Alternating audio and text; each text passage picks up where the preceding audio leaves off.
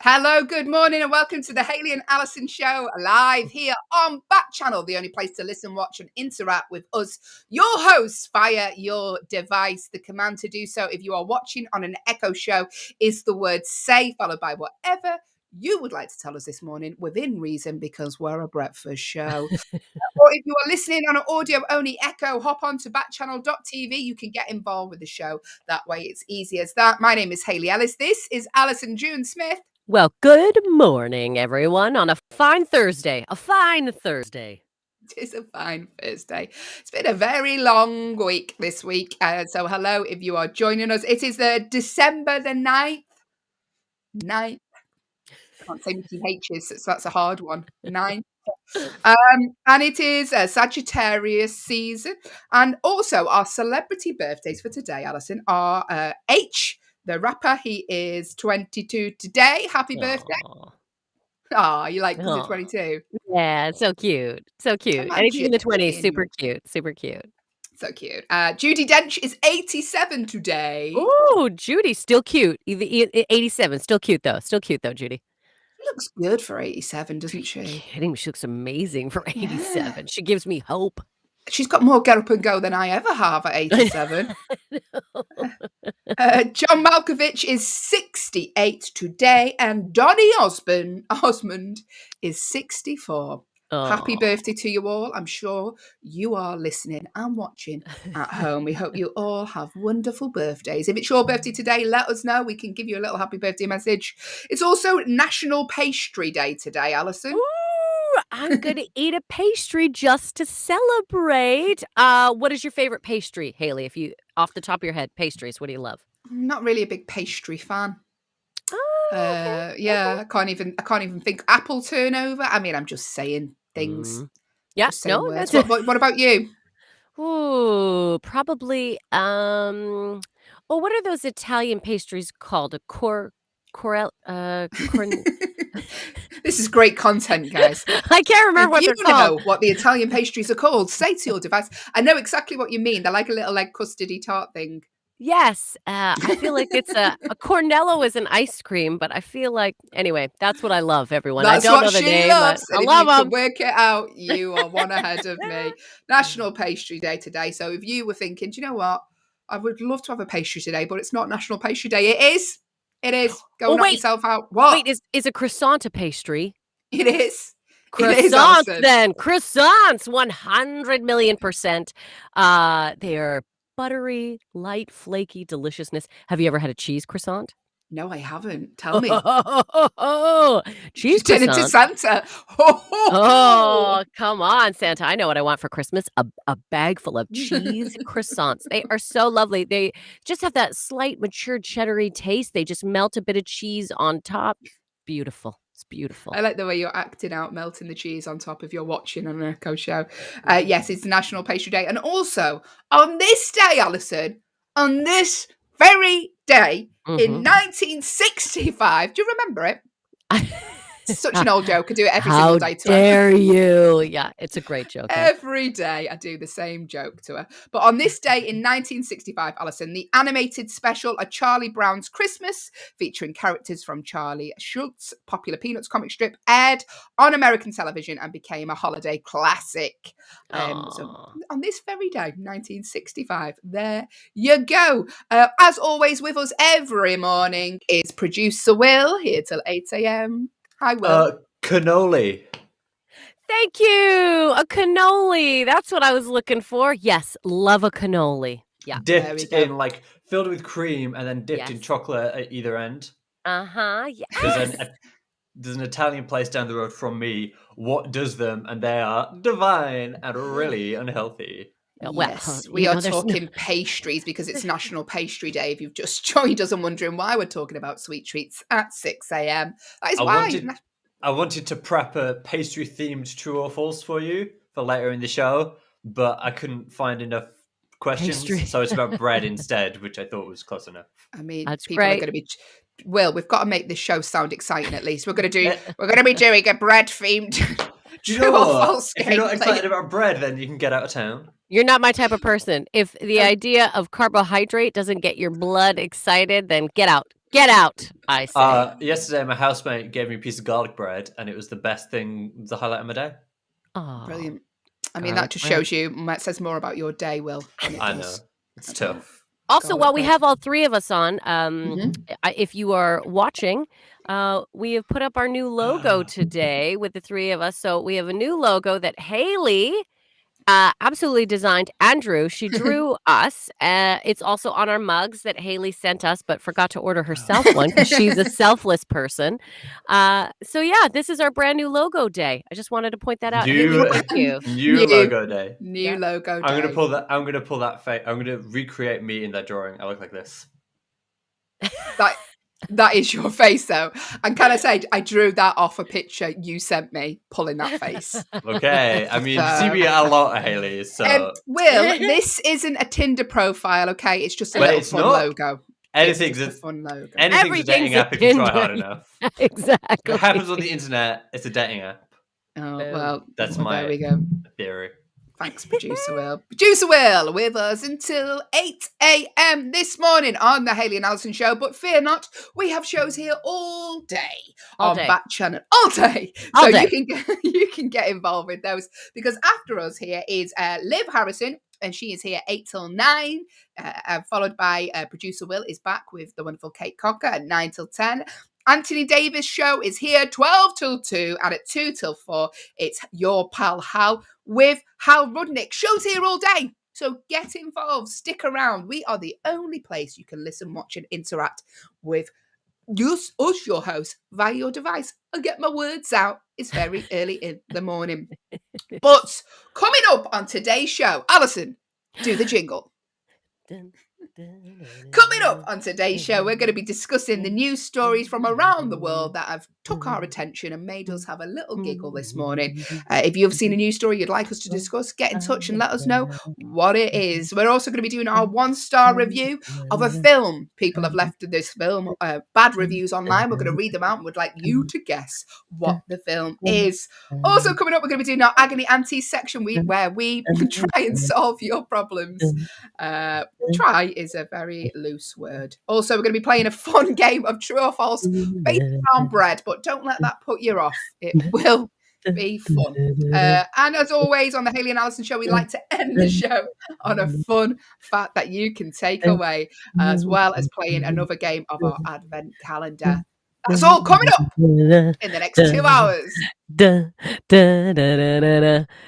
Here's what I figured out. I figured out it's less annoying if I do duh, but make it really light. Allyson, people who are just listening think that's genuinely a track.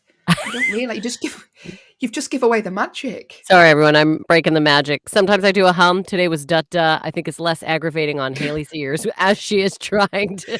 Do you know what it is? You know how you know it's you? Because if people were listening, they can just hear you gasping for breath, going dun dun dun dun. It's like an asthmatic singing in the background. There we go. That's all to come. So stick around, get involved, because we love to hear from you here on the Hayley and Allyson Show. I've just itched my head if you're watching on an Echo and created a red rash on my eyebrow.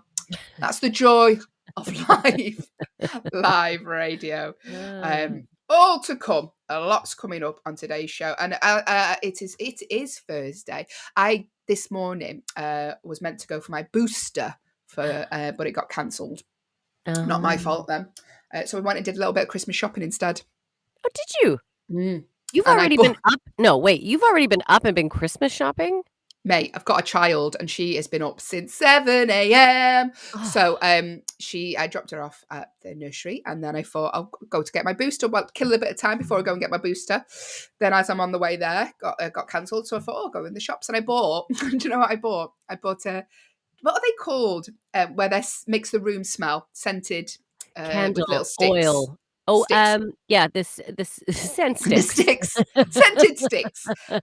But they smell of diffusers, Christmas tree. A reed and a diffuser. There we go. Diffuser. Yeah. But they smell of Christmas tree. So we've got a fake Christmas tree, which my daughter, who's nearly 2, is just decided to destroy. So that's fun. I saw the picture of her kicking it. Yeah, it's going over well. Tree's going over well here. I was like, yeah. She's been taking the baubles off and literally wearing them around like they're nunchucks It's been great fun. It's a I bald love her. Christmas tree. So I thought I'll get a scent that makes it smell, because I love the smell. I love a real Christmas tree, but my partner hates it, and he also thinks it's bad for the environment, which is true. But not if you replant. Anyway, I love the smell of a real Christmas tree. So I was like, oh, these are meant to smell of the real Christmas tree. So there you go. Well, you know what? Just in defense of that, so I myself also am a artificial Christmas tree person because I thought I buy one, then I just use it again and again and again, you know. But someone told me, I hate to burst our bubble here, Hayley, that it's actually more damaging to the environment making those trees than if you go and cut down. Yeah. Don't tell me this, Allyson. It's so hard to know anymore I what to just do. don't know what to do. I know. Oh, well, I feel awful now. That's great. Good morning. You're welcome. Good morning, Allyson June Smith, making me feel like an awful person. I'm bad too, though. I'm bad too, but who knows? Maybe as long as we keep using these Christmas trees for like many years, then we passing a bald tree down to our granddaughter's daughters. Save the environment. Save You the can environment. have this plastic tree that looked awful in the year 2020. Yes, there we go. You'll have flying cars and your old great grandma's plastic tree, just so she doesn't feel bad. On that uplifting note, Allyson. You're welcome, everyone. Good morning. Hayley, just so you know, you're a terrible person. Okay, crack on with the show. You're not a terrible person, though, because look at the great logo you made. Yeah, and a mug that's probably bad for the environment. Anyway, let's crack on with the news stories this morning. Oh, we love a fun news story here on the Hayley and Allyson show. And this morning, my equipment has frozen. Give me 2 seconds. Yeah, no problem. We do love a positive news story because there aren't many out there. So we like to find them and just take a lighthearted look at the news. This first one I thought was really interesting, Hayley. The Travelodge reveals the strangest requests from guests in 2021, including asking where the Welsh rarebit lives. Now, if you don't know what the Welsh rarebit is, why would you if you lived in the US? I barely know, and I'm from North Wales originally. Welsh rarebit is what the Welsh call cheese on toast. So you'd call it a grilled cheese. A grilled cheese, yeah, probably a grilled cheese sandwich. Yeah. Yeah, that's what they call it. It's rare bit though, but I always thought it was rabbit. Is that how we're supposed to say it? Is it rabbit, rarebit? Don't actually know. Rarebit, I think is. Right. I think it's anyway. You say rabbit, I say rabbit. There you go. But people have We're been all asking eating for cheese toast. That's so all like, we know. Yeah, so tourists have been coming down, going, "What's this Welsh rarebit?" And they're like, "It's not." Travelodge is a motel in the UK, a popular sort of cheap. Travelodge is international. Oh, are they? Yeah. Everyone knows what a Travelodge is. You bet. Well, yeah, and they're just you as go. bad all over the world. Everyone. No, they're not bad. They're They're economically feasible for if you're traveling.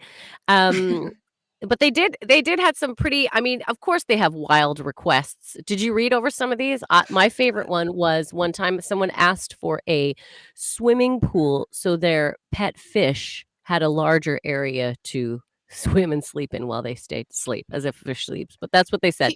Wow, these people who are expecting this, you're staying in a Travelodge. You're not Madonna. Like, it's $40 for a night, and you're expecting a pool for your fish. Insane. Also, someone asked, and as well, so there's a famous road in the north of England called Snake Pass, which is it's called Snake Pass because it's a very windy road that goes on and on like that forever. And it can be very treacherous at certain times of the year. Yeah, it's not fun to drive on it. But someone asked, can they see the snake on Snake Pass? They didn't realize it was just a road. They thought it was just a crossing of snakes. If you get to that one bit, you're just going to see a whole bunch of snakes. One guest in York, in the UK, asked a member of staff to sing in the next room to check he had a quiet room. Unbelievable. I would have been like, you bet. What do you want me to sing? I got a great theme song in my head. It's madness, isn't it, that you'd pay... It's madness that you would pay such a small fee for accommodation for the night and expect all these additional things. People are hard work. People are hard work. That is the most polite way of putting it, Hayley. I, in a million years, would never want to work in a hotel because I think you see the worst of people in a hotel because people behave Mm. like you're not being like you are at home. You don't care about your environment in a hotel. It's not yours. So you're like, whatever, mess here, spill this, blah.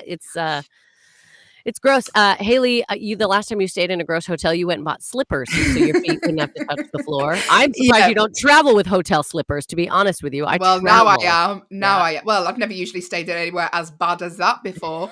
I literally was like, I can't tread on this carpet in the middle of the night when I have to go up to use the bathroom. So I went and bought some. I went and bought some, and I bought some new pajamas because I didn't want my pajamas touching the bed sheets. And you threw them away after, right? You're like, and those pajamas are done now. Burnt them like I'd committed a You've- crime because You've I was served just like, me well. Goodbye. Yeah. that's the level me and Allyson are at. That's the sort of places we're staying at. Apparently in this travel lodge, some requests. People were asking if they could arrange afternoon tea with pandas. They also asked the staff, could they get a shooting star to appear at precisely 10 p.m.? Oh, I mean, that's not unreasonable. Perfectly normal demands. They wanted a part on Emmerdale, which is a UK soap. Someone staying in the travel lodge was like, could you get me on a soap? Maybe we should stay in LA. Do you know when I stayed? So we were doing Route 1 across the States, where you do all the, and we were staying in all different hotels. And I can't remember where we were, but part of California we stayed in. The woman, when we stayed in this little motel just for one night, we got there late and the woman was like, good news, we've upgraded you to a fireplace suite. And we're like, oh, amazing. And it was just like the worst decorated room you've ever seen with this crumbling fireplace. And we're like, oh, okay, this is an upgrade. This is the upgrade. This is, because I was like, oh my God, we've been upgraded. What's the room going to be like? Crumbling fireplace. Can't wait to see the robes. Oh, no robes. No robes. No robes. The Emperor's New Robe. That's what it was. Invisible. If you know someone who's made a demand on a hotel, then do let us know. I mean, Brits as well. Like usually we're like, oh no, everything's okay. But we can complain as well. There you go. That is a story today in Sky News about customers staying in a Travelodge hotel asking for strange requests. On a budget hotel, they're asking for swimming pools for the fish, as you do. Fish. Who travels with a fish? Can I just bring that up too? I was like, true. That was my first thought. I was like, oh, that's so dumb asking for a pool for your fish. Wait a minute. Why are you taking your fish with you? Like he can't be left alone. Yeah, we can't leave him with strangers. Last time we went away, he threw a party and the house was soaked. It was soaked. He had all of his friends over. I can't trust him. Do you know when I live in Liverpool in the UK at the minute, and I might have told you this before, Allyson. I went to a popular shop in the UK just to get some groceries, and there was a man walking around with a parrot on his shoulder, genuine, real parrot, right? And I was thinking to myself, what? So he's left the house and gone, right, I've got my keys, I've got my reusable bulk bags. Oh, where's my parrot? Oh, come on. I didn't know if the parrot says his shopping list to him. It was so weird. He was just in the queue with his groceries on the checkout, just with this parrot. Wasn't even a pirate. Or was he? He might have been. I wonder if that was his, what is it, his security animal, or what do they call it, a comfort animal? Yeah, maybe it was. Maybe it was. For making me feel bad again, Allyson. I'm on fire today, everyone. I'm on fire. You're really bad for the environment, and that might have been that man's comfort animal. Maybe that's the only joy he has in life, Hayley. Maybe that was. Thank you, Allyson June Smith. You're welcome. We are discussing the news stories here on the Hayley and Allyson show. If you've seen a news story you'd like us to discuss, then do get in touch. Let us know. Says producer Will prepping.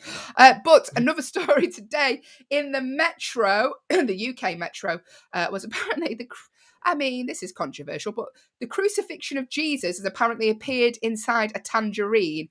Now, Will, if you could show, could we get a picture up just to show how ridiculous this is? Because in the middle of the tangerine, there's a bit of this, what's it called? The pith? It's based... Yeah. It doesn't look anything like Christ, but people have put it online, and we'll see if producer Will can get that up. Now, There's been stories about Jesus' face in bread before, in dogs. There it is. There we go. I mean, what do you think, Allyson? I mean, okay, yeah, it does look like, Jesus on the cross, with his hands, Do you think? I really don't think I it mean, does. a little bit, but the thing is there's no real cross. It more just looks like it could also be what are those the rings? He could be doing the rings, Yes, he it could be doing the rings. Yeah. People have said it looks like Spider-Man. I Yeah. mean, I think I would have ate that within 2 seconds. Like, I mean, I can't believe that this it's gone viral. I know, who takes time?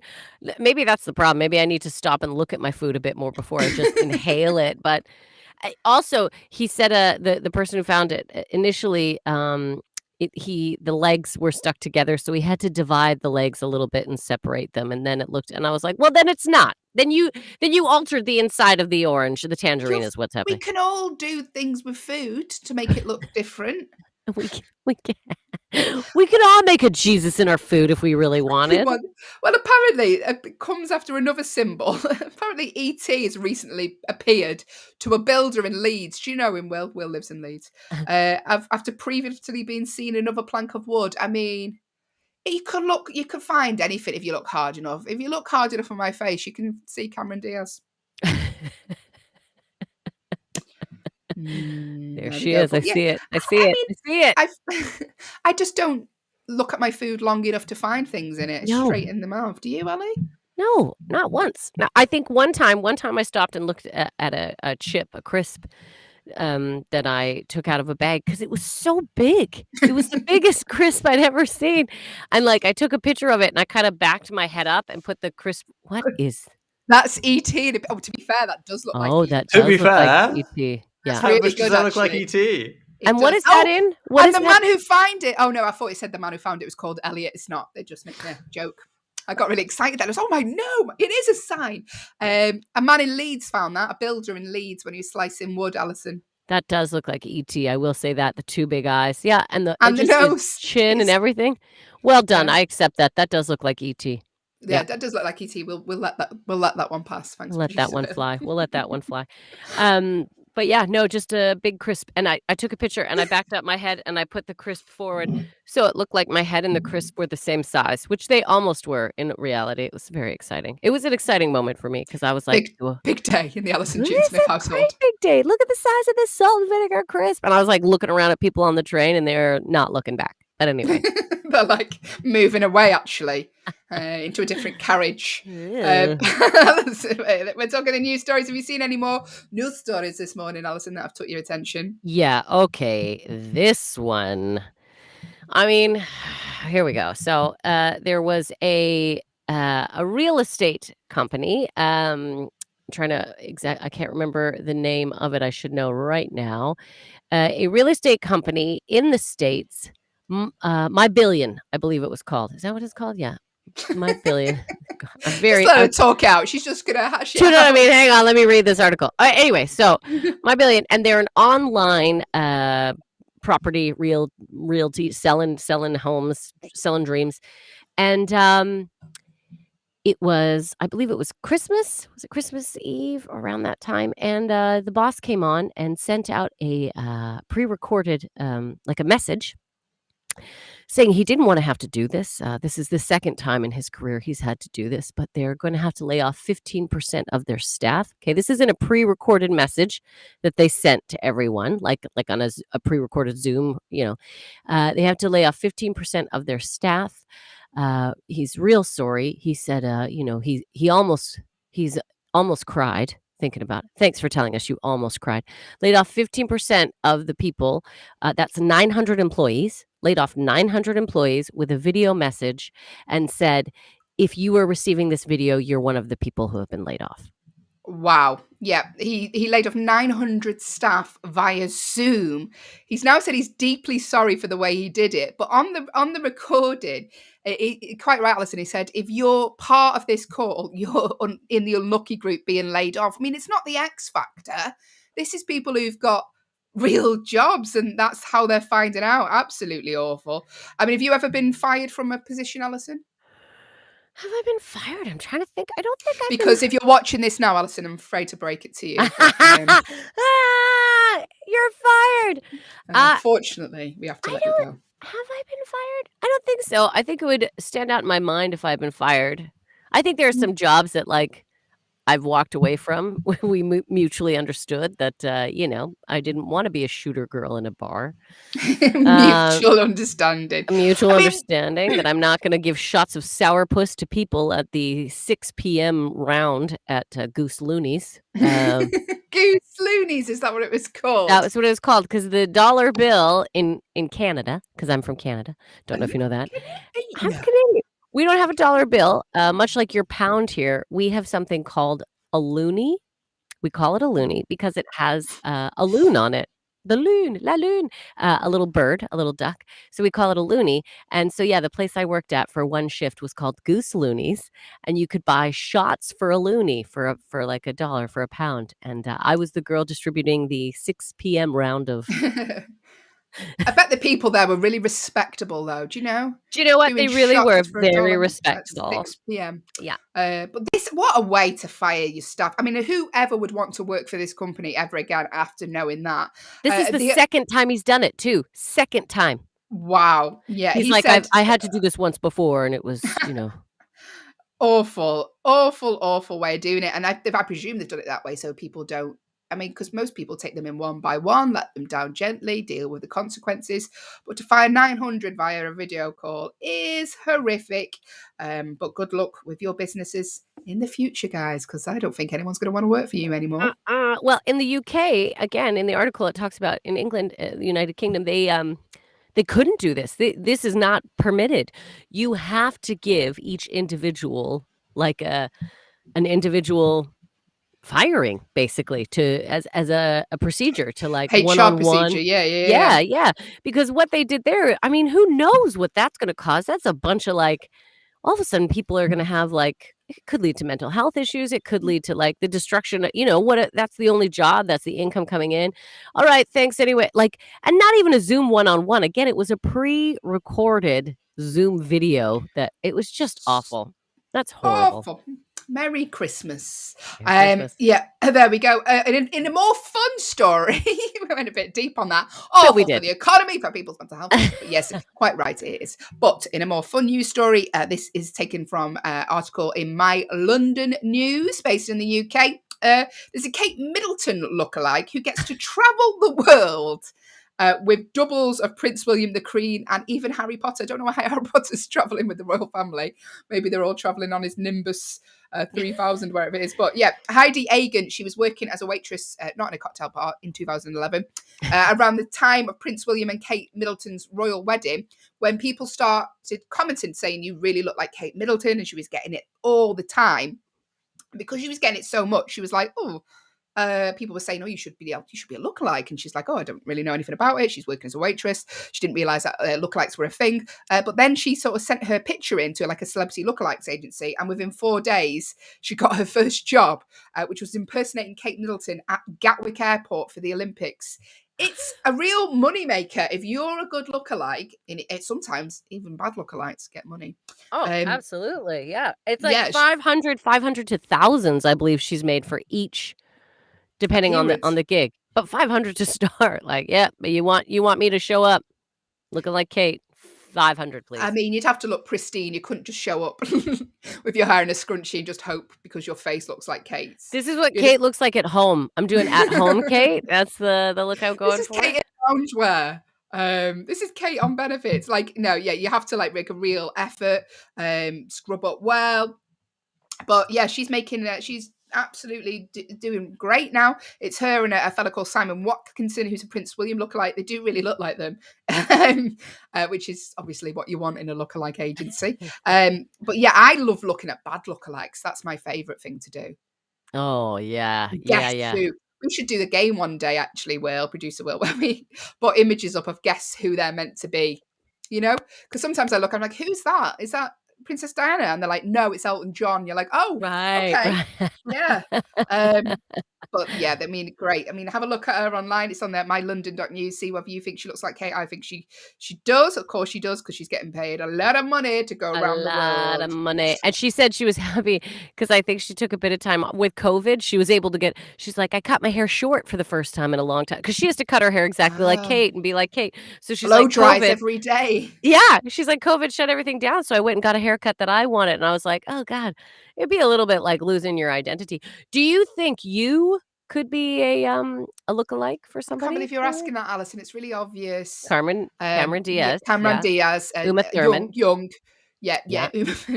Gigi. I can't remember her surname, but look, like, I get that all the time. Do you know what I mean? Oh, A lot of people just go, sorry, you look really familiar. Is it a catwalk model? Are you one of Victoria's Secret models? I get You that a must lot. be. Taylor I get Swift. I get a lot of, "Oh, you look like my cousin." I get a lot of "You look like I'm related." But I do have some lookalikes. Like, I got a list. I think I could Okay. pass off for. Okay, you ready? It's an oldie but a goodie. Producer Will would definitely not know who this is. No. Ricky Lake. Ricky Yeah. Lake has always been my number one. Ricky Lake. Yeah. For a while, I pulled off a pretty mean Sarah Palin when Sarah Palin was out and about. Yeah. Lately, I've been getting with Drag Race when I wear my hair up. Big hair the other day. Don't care. Michelle Visage. I can pull off Michelle a teeny Visage. tiny little Michelle Visage. And here in the UK, there is a game show called The Chase. And I often have been called the vixen from The Chase. Do you know what? Now you've said that, I'm like, oh, that, because it's just because of the glasses mainly. Mm-hmm. Yeah. The glasses and the hair. And a little bit of a chubby Velma from Scooby-Doo. I throw that one in myself. There we go. Velma, if she's lived a little. That's all I'm saying. Velma with a little life in her. Yeah. If you are a celebrity lookalike agency and want Allyson to represent any of those, get in touch. Just say to your device. Yeah, say to your device. When you producer Will just said it's Gigi Hadid, who I look like. Yeah. He's not said I look like her, but he was just letting me know her surname. I get the Real Housewives quite a lot. They're like, oh, you must be rich to look that good, Hayley. How much work have you had done? How much work have you had done? Oh, yeah, it's very. Do you know what? And also, if you're watching this, going, what? It's an irony. The UK do it a lot. I've never had who I look like, really. Only like real niche UK people. I don't get anyone like super. No one's ever gone, do you know you really look like? And it's someone. It's never good. It's never good. Do you know they say, you really look like? And you're like, oh God, don't tell me. Don't say it. Yeah. I don't want to know. Sometimes when some people put pictures up of gigs of us on stage and people will tag their friends and go, and I think it's you. And I look at who they mean and I go, oh, didn't realise I look like that. Good morning. That could be a Keith Lemon lookalike. Yeah, I didn't realise I had a beard until now. My name is Trevor. Listen, this is the Hayley and Allyson show. We are here until 8 a.m. Get involved with the show if you want to. The command to give to your device. If you are watching us on an Echo Zoom, to get involved, the word you need to do is say, followed by whatever you would like to tell us this morning. Or if you're listening on an audio-only Echo, hop onto backchannel.tv. You can type in whatever you would like to tell us this morning within reason. We're a breakfast show. We are here till 8 a.m. like I say, and now it is time for our 1-star film review.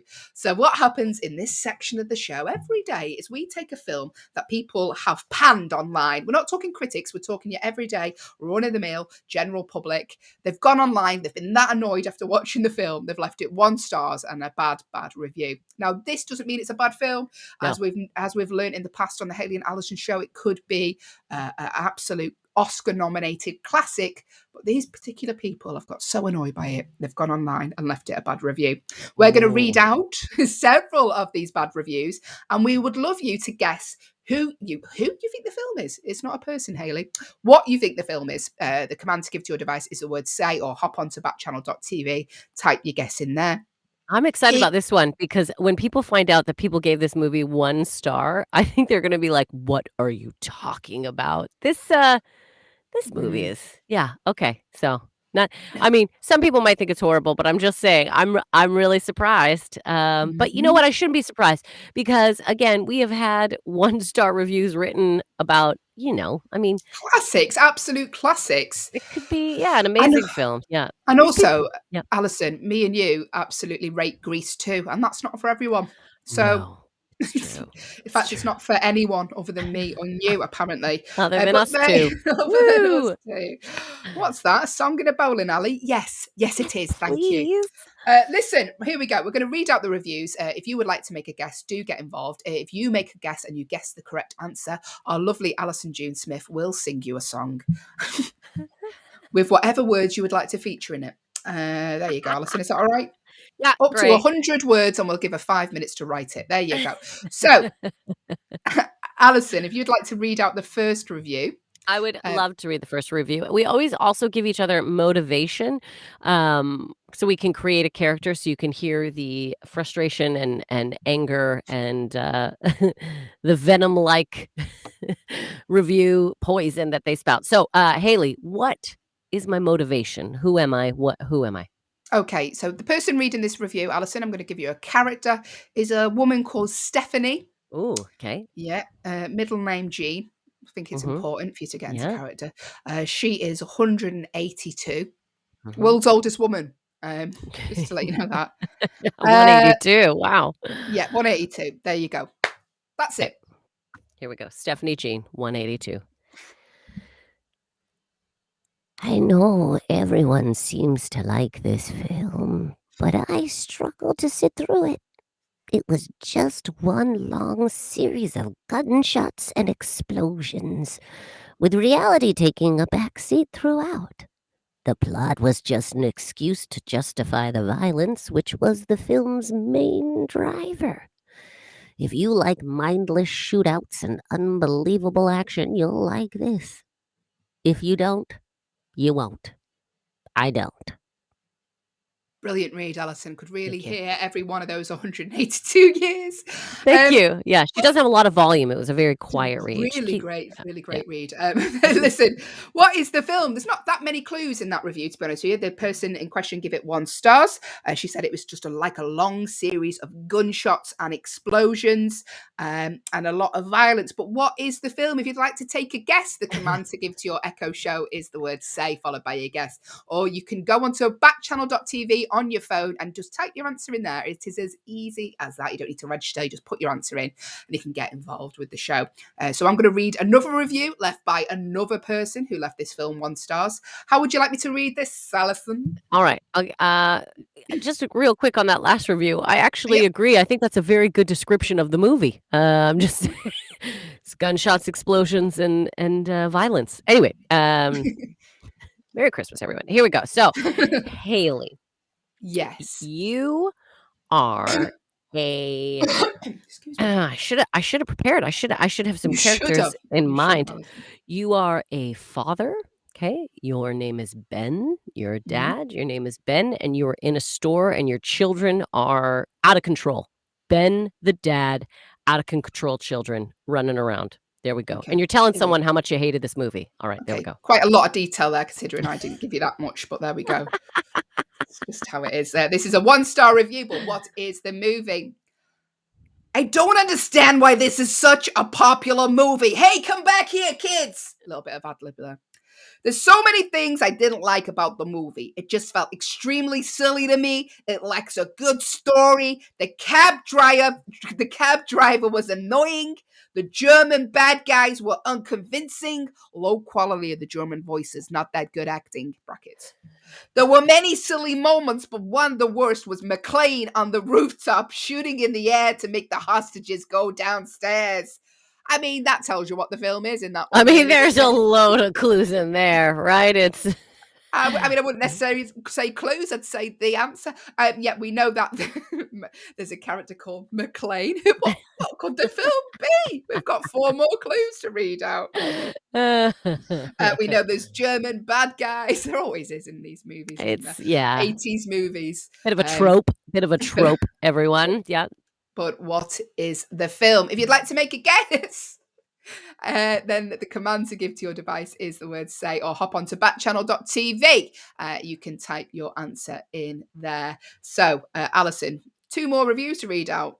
All right. I don't think we could possibly give any more away, but we're going to. I mean, come on, you should know what it is by now. But yeah, let's do it. Okay, Hayley, what is my motivation for the next 1-star review? Okay, seeing as you give me a lot of detail, let's see what I can do with that one. I give you detail because I'm trying to create something in my head. So I start off with he's got one tight shoe. Okay. Yeah. Well, that's what you're going to have now. It's another man. It's a man. Yep. His name is Brian. Okay. Again, he's in his 90s. Okay. He's wearing gloves for this. Okay. Yeah. He's about to rob a bank. Yeah. He's wearing gloves. And he's shoveling snow off his driveway as he reads this review. Great. Okay. He's shoveling snow. Take it away, please, Allyson. Okay. I'm going to try and do a snow shovel imitation. That's me shoveling and throwing. I'm glad you're describing it because no one would have guessed. No one would know what that was. They'd be like, what is that? Okay. Oh, I don't even know that. Interminable? Yeah. Okay. Interminable? Yeah. Allyson, can you just do the read professionally? Yeah, please? I'm going to professionally read it. Boring, interminable, and more talk than action. I remember enjoying this film when I first saw it as a teenager, but it has not aged well. Beginning is too slow, and it takes long for anything exciting to get started. Oh, it's cold out here. Whenever there is any action, there are too many interruptions that were probably meant to be funny, but are just annoying, unnecessary, and interrupt the flow of the action. Warming up my hands. Not even Alan Rickman could save this movie for me, but at least he made a good villain. So I give this 1 star. Oh, it's cold out here. Great read, Allyson. But what Thank is you. the film? It stars Alan Rickman. There's hostages. A character called McLean. I mean, can we milk this till 1:45? I think we can, because no one's guessed correctly yet. So if you'd like to make a guess, the command to give to your device, if you are watching us and can see our tired eyes this morning, the command is the word say. So the name of your device followed by the word say, followed by your guess. Or if you are on an audio only echo, then hop onto backchannel.tv. Just need to type that into your phone and you can just type the answer in there. Because we've got a lot more clues until someone gets this right. In fact, the last clue is us recreating the first hour of the film. It's not. Stay tuned. We got a lot of pyrotechnics planned. A lot of pyrotechnics for a radio show. All right. Hayley, next 1-star review. Okay. I'm excited about this. You are a woman named Frances. Thank you. You are a lawyer pleading your case. This is you pleading your case as a lawyer. Okay. I listen to a lot of crime shows, so this is going to be good, or it should be. Let's do it, Frances. It is such a terribly boring movie. I will never understand how this is a highly regarded film, especially when the script, direction, and acting is so illogical. To you, the jury, John McClane has got to be the most stupid cop around. His actions are illogical and downright stupid. He shouts when he should be quiet. He talks loudly when he isn't even sure if the bad guys are searching for him. I couldn't bring myself to finish watching this idiotic movie. To all those who think this is a piece of art, I sympathise with you. Don't worry, there are people who think the Twilight series is genius too. I rest my case. That was really great. That you do watch a lot of crime, and I think you would make an excellent, not crime specials, not crime. She just goes around watching crime. I think you'd make an excellent lawyer, and all I'm going to say is if there were anyone to plead a case for me, I want it to be you, Frances. That was great. Okay, there you go. You'll regret that when you actually do get sent down for a crime you didn't commit. They'll never catch me. They'll think it's Ricky Lake. Okay. I mean, if you don't know what it is already, You've not seen the film. You've not Let's seen the film. recap. McLean, there's hostages, German baddies, a lot of explosions and gunshots. Violence apparently is the driver of this film. Alan Rickman's in it. Yeah. A character called John McClane's in it. But what could the film possibly be, Allyson? What could it be? I mean, I don't know. If you don't know already, let me spoon feed you some additional facts, which really should pull this together. Okay, it's released in 1988. God, I didn't know it was that long ago. 88.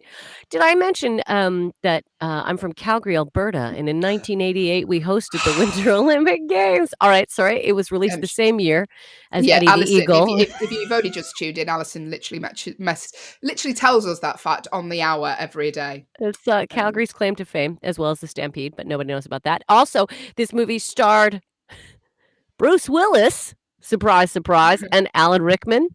I can't even say that word. Can you say that word? Nakatomi. I can't believe you don't know that word, Allyson, and you've seen the film. Yeah, Nakatomi Plaza is the fictional setting of the movie and is the real-life headquarters of 20th Century Fox. Well, that's handy. That's handy. They didn't have to pay for that, right? They're like, just film it in the office. Yeah. And it used a heavily improvised script. I didn't know that. Yes, but there you go. What is the film? It stars Bruce Willis and Alan Rickman. But make a guess. Come on. Make an educated guess. The command to give to your device is the word say if you're watching us this morning on your Echo show, or hop onto backchannel.tv. Type your little answer in there. And it's about I'm just going to tell you the plot of the film now while we're waiting for some answers to come through.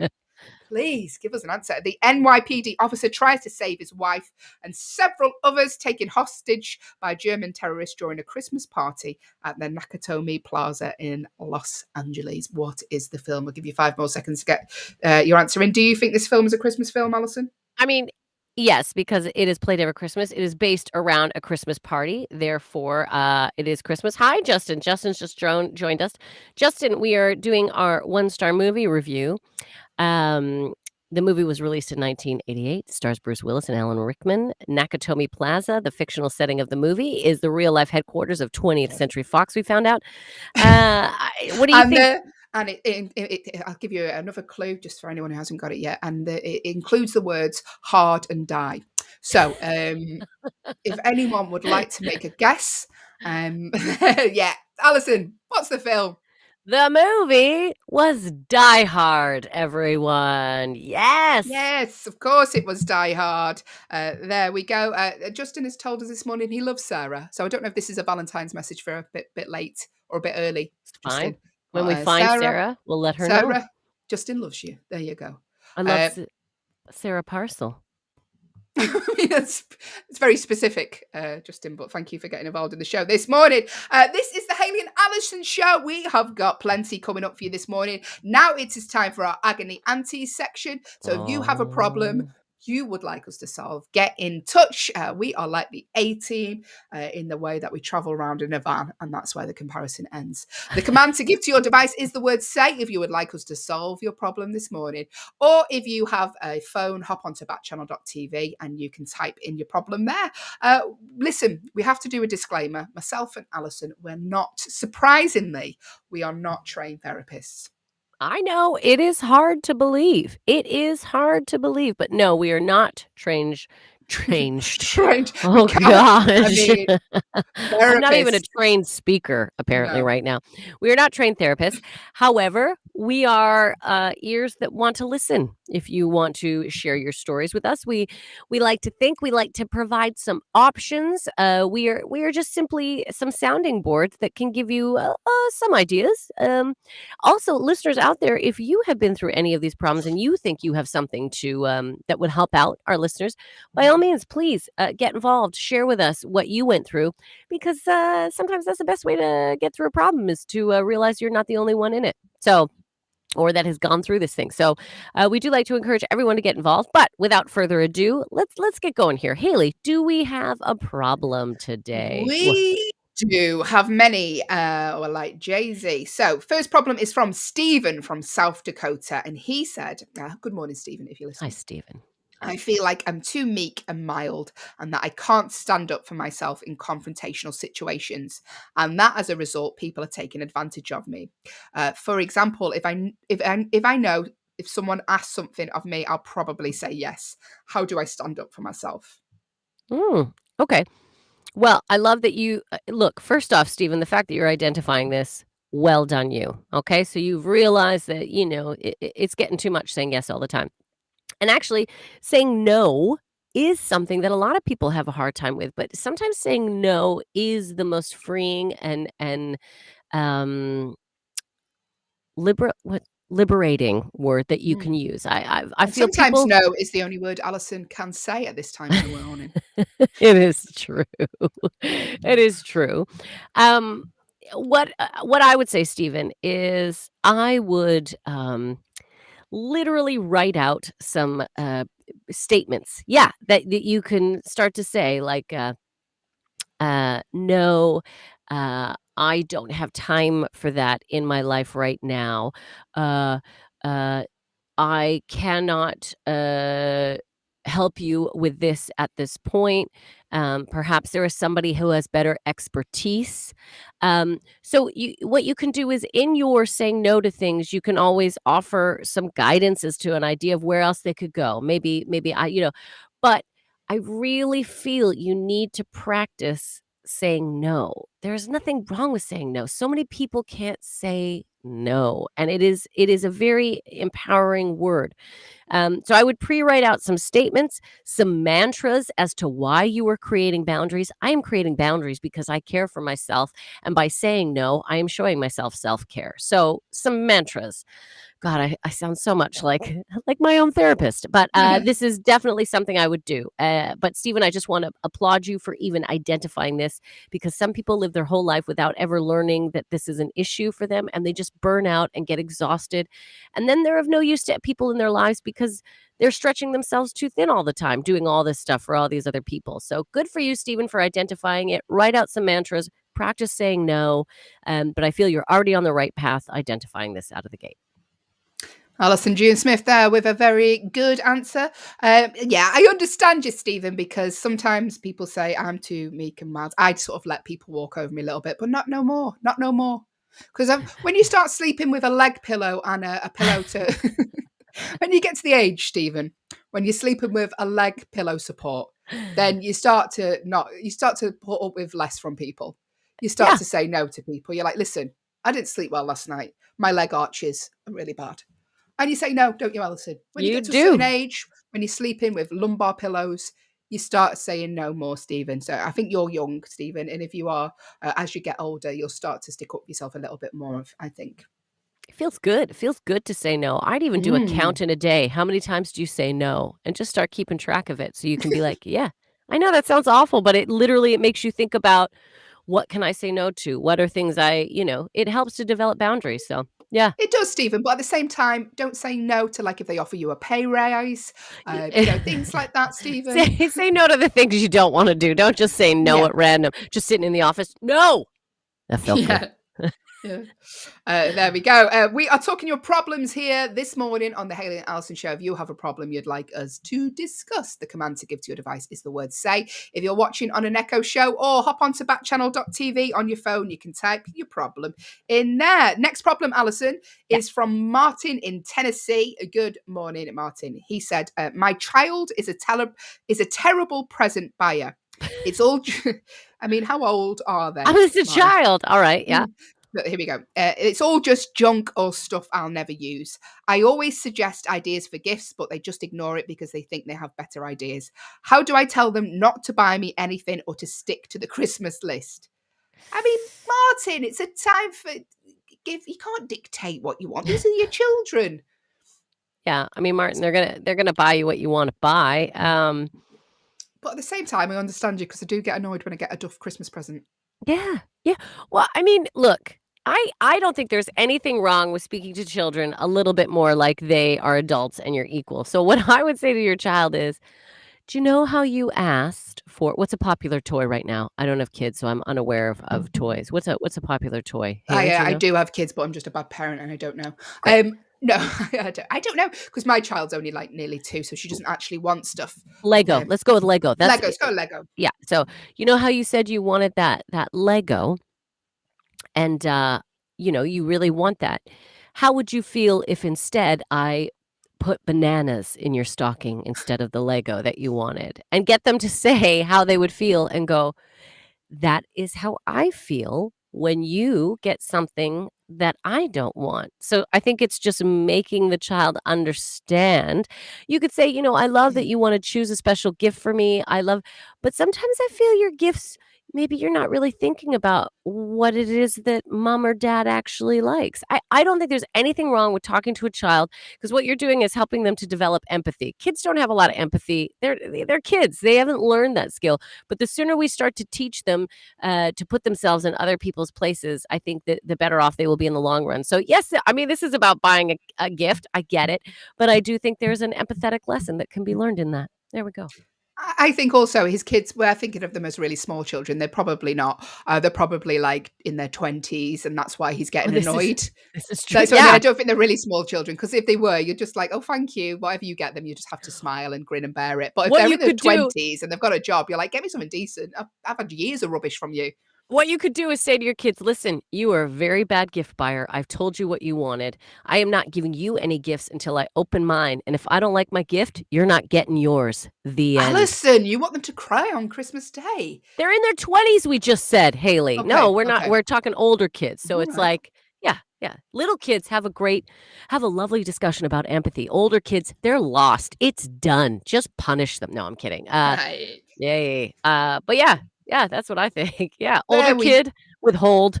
Younger kid, empathetic discussion. I mean, we had a discussion the other day where whatever I get my mum for Christmas, she just opens and just stares at it and then asks for the receipt. So you could just do that. You could just do that, Martin. We are talking your problems here on the Hayley and Allyson show. Do you have a problem that I could possibly solve, Allyson? I do. This one is from Carla in Colorado. Hello, Carla.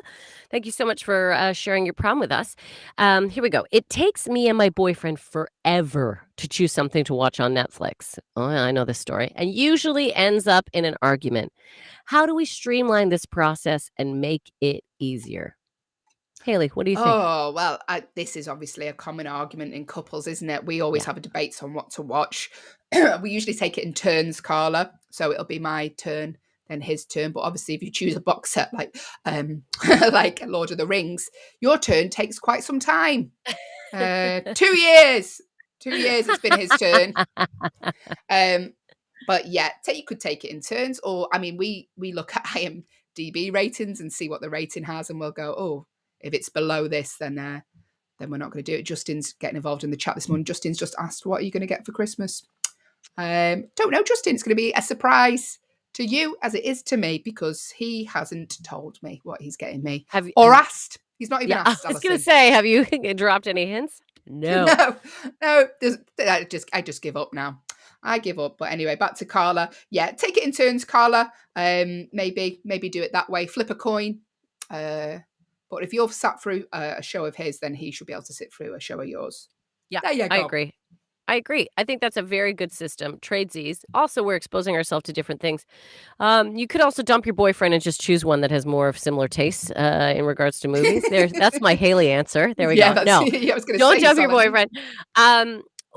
We like to come to the table. My boyfriend and I, we come to the table when it comes to movie watching night with movies that we do our own individual research ahead of time. I talk to some friends, I talk to people about what they've seen, and we get a list. And then when we sit down, I go, okay, here are 3 of mine, and he goes, here are 3 of mine. And we kind of just choose from there. But that would work really well with your system then, Hayley. So you go, okay, so we'll start on number 1 of yours, then we'll go to number 1 of mine, back and forth. But I come to the TV prepared. I don't sit down in front of the TV going, let's find something, because that's an impossible mission. Just ask Tom Cruise. It is an impossible mission. You cannot, you got to have something in mind. Otherwise, You're going to be live there in it. hours. Oh. You're going to be there hours, Carla. If you Yeah. don't have something in mind, you're going to be scrolling Yeah. for forever. Scrolling. You see, you're scrolling. In the end, what happens is, if we don't have one in mind, we'll literally scroll for 2 hours. Then we'll have an argument, and then I'll read a book.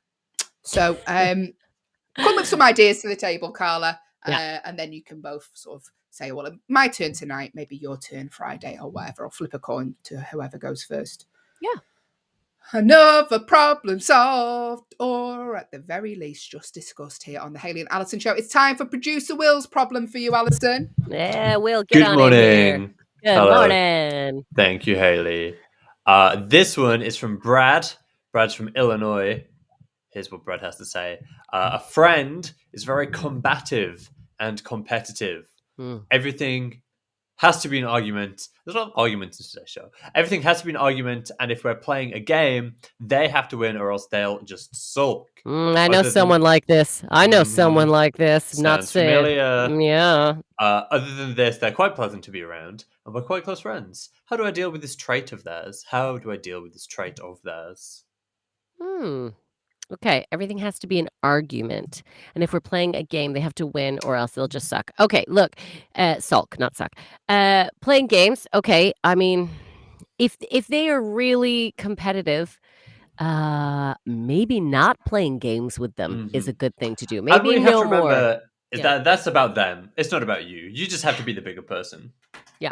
Yeah, or take the joy out of winning. I like to do that. Like if I'm playing a board game or whatever, I sometimes will just like throw it in the I'll just not really try because I think it's more aggravating to people who want to win. If you're like, I don't care, you can win. I couldn't care less. Yeah, because you're not giving them the satisfaction of like beating you. That's exactly it. So you could do that, or you could just say, look, I don't want to play any more games with you. This is not fun. This is not a pleasurable thing. I am not, we're not in competition. With them, everything has to be an argument. Look, I have a few friends who are pretty combative in the way they speak. And it can get a little grating because you're like, I was just having a conversation with you. Now it's an argument. I feel, you say otherwise, they're quite pleasant to be around and you enjoy them. Have you had a discussion with them? Have you said, sometimes when we talk about things, I don't know. Because I said to my boyfriend one time, who is from Manchester, and this is so awful to say, but sometimes with his accent or the way he says things, it sounds combative or and I said to him one time, because he's also a comedian, I said, sometimes on stage when you say things, you sound angry. And he's like, I wasn't angry. I was excited. I was like, I get you. But you sound angry. So, I mean, you could take that approach and going, you just sound angry. Are we having an argument or a discussion? If your friend is a good friend, like you said, I think you could openly and lovingly say, here's an instance. If it happens right in the moment, just go, I just want you to know this is an example of where I feel we are getting into an argument. Where I love that line. Is this a conversation or is this an argument? Yeah. That's a good question. Is this a conversation or an argument? Do you want me to talk or do you want me, what is this? Yeah. We can argue if you want. If you want to have an argument, let's have an argument. I thought we were having a conversation. No, that's funny. And yeah, again, just remember that this is about them. This isn't about, this is about them being right. This is about them wanting to, I don't know, feel like they've won or whatever.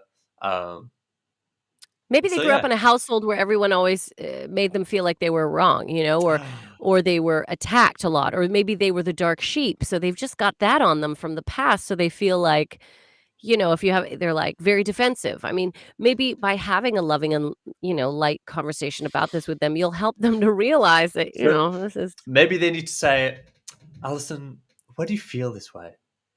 Where is this coming from? Where is this coming from? What happened to you? What's going on in here? Who took your candy as a child? Why are you so angry at the world? But no, genuinely, I think that's it. Or just be like, no more games. But they're your friend. You can't be like, no more conversations. Game night. Yeah. It's not going to happen anymore. Hayley Ellis, can you think of anybody who's really competitive, who always has to win losing. All the time? Yeah, who's a really sore loser, starts sulking. Anybody like that come to mind? Why are you asking me? Why do you even care? I don't know. I just thought, a lot of people Just trying to have a conversation here, Hayley. Yeah, just an Anyway, open dialogue speaking about. of competitive, it's time for True or False. Thanks, producer Will. Those are your That's great. problems. And now, coming up in the next hour of the Hayley and Allyson show, Allyson, do the jingle.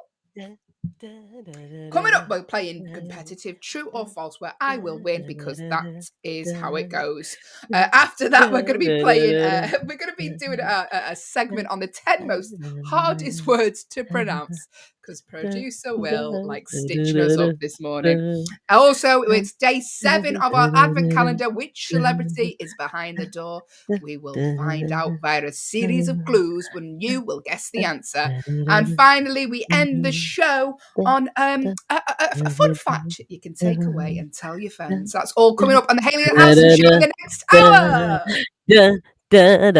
hour. Excellent. Hayley's even dancing now. At first, she laughed at me when I started dancing, but it feels good to shake it a bit in the morning, doesn't it, Hayley? What can I say? It's catchy or agitated. Can't tell. It is true or false. It's a competitive game because I make it that way. Myself and Allyson go head to head in a series of true or false questions. Who will win? Well, we don't. The facts decide. The answers decide. I'm currently 1 up. Yeah, you are. Hayley is, we've tied 2 days in a row. Yesterday, Hayley won. So it is getting competitive now. We are in the midweek, one past the midweek competitive nature of the game. And it's also true and false about bread today because it is National Pastry Day, if you were unaware. But producer Will said there weren't that many true and false things he could find about pastry because you know what? We just like pastry, don't we? Yes. So he went with bread. There was more information on bread. So we have a bread-based true and false. Don't laugh, Hayley. There's a lot of interesting things to be learned about bread. Listen, if you know anyone that loves bread, get them to tune in now because this is the segment for at least 2% of the population. Yeah. Get them to join in now because it is bread-based, true or false. This is a real career, Mum. We're going to be answering a series of questions based on facts about bread, but who will be triumphant? Allyson, would you like to go first or second?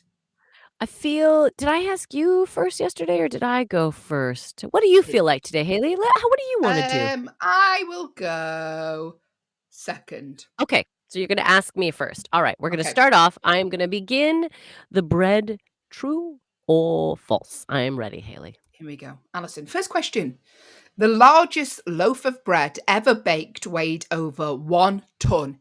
Is that true or is it false? I'm going to say true because bread can be quite heavy, as we're aware. Some breads are exceptionally heavy. And I imagine somewhere someone has baked a massive loaf. And so I'm going to say true. I think the largest loaf of bread ever baked weighed over 1 ton. True. I'm going to say Hayley. Allyson has said true. And I can tell you, before I do, by the way, if you would like to get involved with true or false, the command to give to your device is the word say, followed by true or false, or a fact, if you have one, about the heaviest bread in the world. If you do, I'll be surprised. Or hop onto backchannel.tv, type true or false into your phone there through our Backchannel app. Get involved with the show that way. Allyson said the largest loaf of bread ever baked weighed over 1 ton. Allyson said true. I can tell you, Allyson, that is absolutely correct. Correct. It was baked by Brazilian chef Joaquim Goncalves in 2000. Apologies for getting your surname there. And in 2008, this record baking loaf weighed, that's a lot, 3,463.46 pounds. Does it say what kind of bread it was? That's my main thing. Allyson, it doesn't. Producer Will, can we find out what bread it was? Because some bread. Does it matter? You don't want to know if it was pumpernickel, rye? No, I don't want to know. It's not going to affect my life in the slightest way. But Producer Will, if you can find out for Allyson. I want to know. I'm just curious. I want to know what type of bread it is. Okay, give me a question. All right, we're moving on. Oh, so while Producer Will is looking up that important information. Seething that he's got to find that out. I bet you it has seeds in it. That's all I'm saying. All right, true or false? Hayley. French toast. French toast was invented during the French Revolution. Is that true or is it false? I don't No, that's not true. They had bigger things to do during the French Revolution than create some French toast. Is French toast? What is French toast? Is that with cinnamon in and it's egg? Okay, so French toast is basically you do a mixture of like egg, cinnamon. Some people put in a little bit of milk in there, and then you dip the bread in I'm with that, you. and then you fry the bread on pan. Yeah, that is French toast. It could. True or false? Does anyone know the answer? Let us know. The command to give to your device is the word say. Do that right about now, because I'm not 100% sure on this one. Or if you're eating French toast, let us know. Is it If you're eating delicious? French toast, Did you put powdered sugar on it like true French toast diners do? A little bit of white powdered sugar on top. What do you think, Hayley? True or false? I'm going to go false. I don't think so. I think just because they've got the word French in it, they're trying to confuse me with the question. Tricky tricksters. And you know what, Tricky Hayley? tricksters. Your instincts are correct. That is false. Good job, giving you a point. French toast was not invented in France and has actually been tracked back to the early Roman Empire. The name French toast, I know, Roman Empire. The name French toast was first used in the 17th century England. Yeah, there we go. Here's producer Will with some What kind of bread? bread? What kind of bread was the heaviest loaf? I don't know. Oh. Do you know why, Allyson? Because they don't. Nobody cares. No one cares. Even the guy who baked it is like, I don't know, it's bread. What do you want from me? I'm on the Guinness Book of World Records website entry for that, and it doesn't say. So I'm just going to assume it was your kind of bog standard average loaf of bread. Can I interest you in a fact about the world's longest baguette? You absolutely can. Will. Please you took tell the us. words right out of our mouths. It took nearly 7 hours, and it was 400 feet long. Oh, imagine carrying that home from the shop. That's a pretty big basket you have to have on the front of your bicycle to fit that in. 30 bikes. Everyone just holding it, biking along. Who's got the front? Who's got the end? You know, you have to stay at the exact same speed so you don't break the baguette. Yeah. It's they stressful. also made the world's biggest jousting. block of butter to put on it. Hey, Will, I was going to say, save that for another day. We're going to have a butter, true and false for sure. Or as I like to call it, true or false? I called butter because our puppy ate it one time and has fallen in love with it. It's so bad. He started licking butter off my crumpet plate, and I was like, no. So now we call it the yellow devil because when he smells butter, he loses his mind. I was like, oh no, he's had a taste of the yellow devil, and so that's what we call butter. But anyway, really back to bread. Thank you very much, Will. Love you to pieces. We are playing competitive true or false here on the Hayley and Allyson show this morning. If you've just joined us, we are playing true or false. It's a bread theme this morning because we have exhausted all the other themes so far and bread is what was left. So, Allyson, a question for you.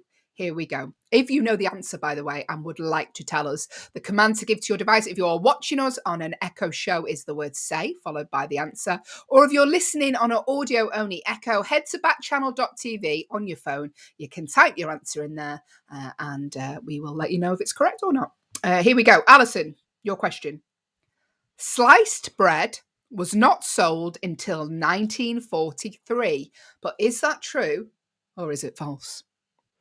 Sliced bread was not sold until 1943. I am going to say false because I believe sliced bread was actually not sold until after that even. I think in 1943 they were still just baking and buying up loaves and cutting it themselves. So I'm going to say false. That is my answer. You've made your final answer there, Allyson? Yes, I have. Sliced bread was not sold until 1943. I can reveal, I'm sure you're all waiting to hear at home. The answer is false. But you were right, but not in the right way. Not for my reasoning. Okay. No, sliced bread was first sold in 1928, Allyson. Do you remember what? You must remember because you were It was a good year. That first day I brought home, because nothing, it's like sliced bread, right? Like the saying says, nothing is better. You must remember that day, Allyson. But it's actually been, oh no, I'm reading the wrong thing. It was actually banned in the United States in 1943 in an attempt to preserve resources during World War II. Ban sliced bread? But surely, because when I cut bread from a loaf, I make really big slices, so surely that wasn't a good resource thing. You would think, or maybe they're just like, we just don't have the manpower to pre-slice. It's just Yeah. we don't have slicers. It's They're exhausting, isn't it? I mean, honestly, I need to work myself. If I've got to slice a loaf in the morning, I've got to work myself up to that. and especially depending on what kind of loaf. Again, let's go back to types of bread. I know you don't want to talk about it, but I'll tell you, a pumpernickel is real hard to cut Okay. sometimes. All right, a pumpernickel, tricky bread to cut. Listen, Yeah. groundbreaking radio here on the Hayley and Allyson show this morning. We are learning about pumpernickel bread. Allyson, you are correct. Give yourself a point. And do you Woo! have a bread-based question for me, Allyson? I absolutely do, and I'm excited to talk about this. We're slipping this in. Yes, we're considering it bread. Hayley, banana bread Yes. is the most searched for bread recipe in America. Is that true or is it false? Okay. Now, I was going to instantly say true because during lockdown, that's all everyone made was banana bread. Yeah. People were going mad. Let's make banana bread.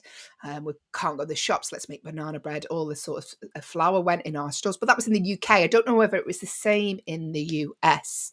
If you are listening in the US, let me know. Was banana bread big during lockdown? Give me a little clue.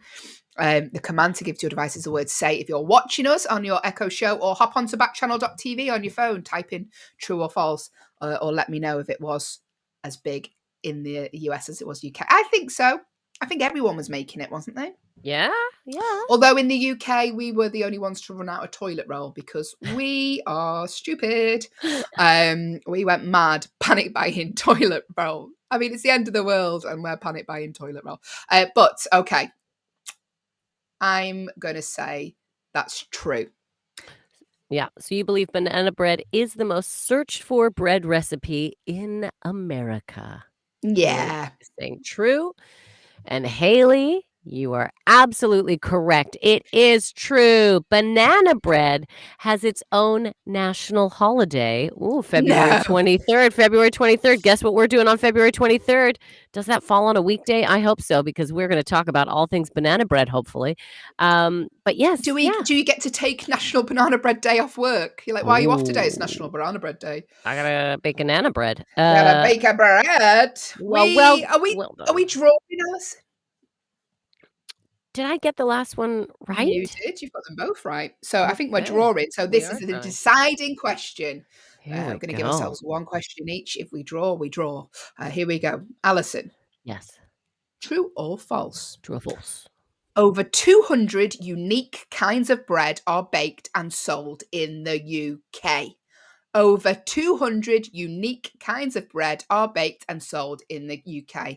And for additional point, name them all. It's just a little joke. Pumpernickel, flatbread, pita. Okay, let's stop. Let's stop.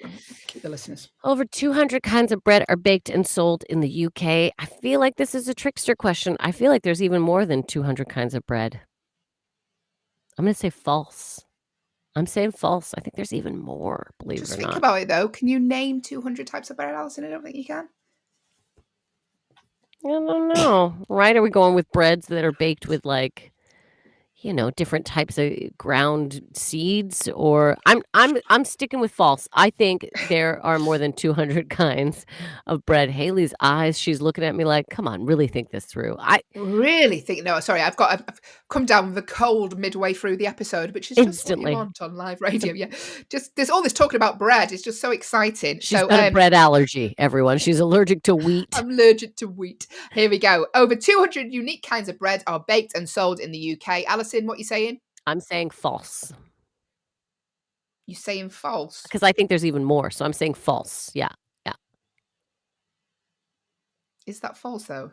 Over 200 kinds of bread are baked and sold in the UK. Yes, I'm saying false. Okay, the answer is true.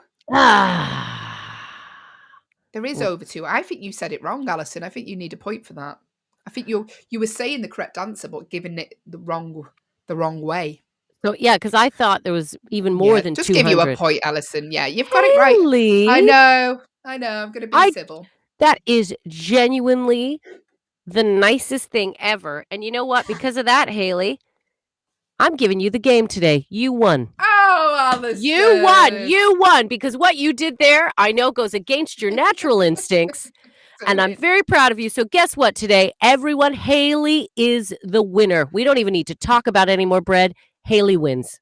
Well, thank you, Allyson. That was competitive, true or false. Not competitive on Alyson's side. She's made me win the game.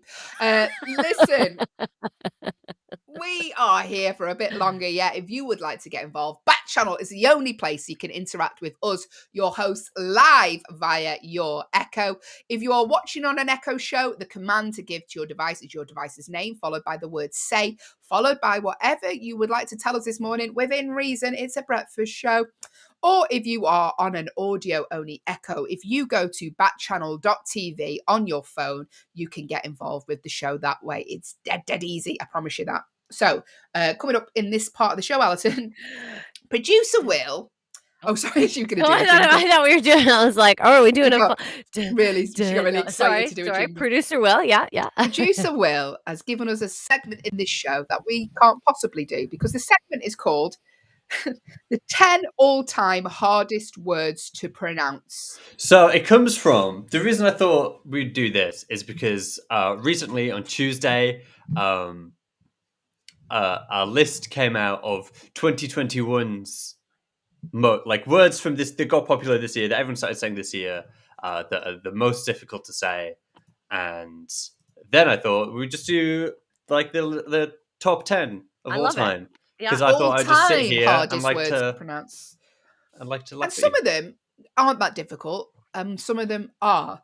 Because, for example, number one, the top 10 hardest word to pronounce. I presume this is if you aren't from the UK, because some of these are specific. So, Allyson, can you say the first word on that list?